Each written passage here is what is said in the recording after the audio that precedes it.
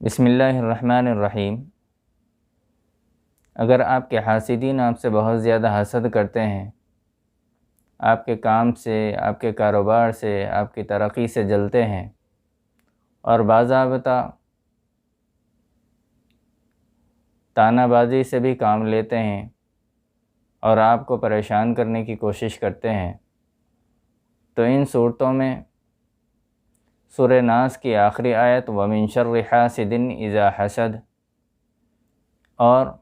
وَمَا أَنفَقْتُم مِّن نَفَقَةٍ أَوْ نَذَرْتُم مِّن نَذْرٍ فَإِنَّ اللَّهَ يَعْلَمُهُ وَمَا لِلظَّالِمِينَ مِنْ أَنصَارٍ۔ ان دونوں آیتوں کو 21 مرتبہ پانی پر دم کر کے پیتے رہیں، اور جب بھی ان کا سامنا ہو کسی خوشبو پہ دم کر کے رکھ لیں اور اس کو لگاتے رہیں، انشاءاللہ ان کا حسد بھی ٹوٹ جائے گا اور آپ بھی نظر بد سے بچ جائیں گے۔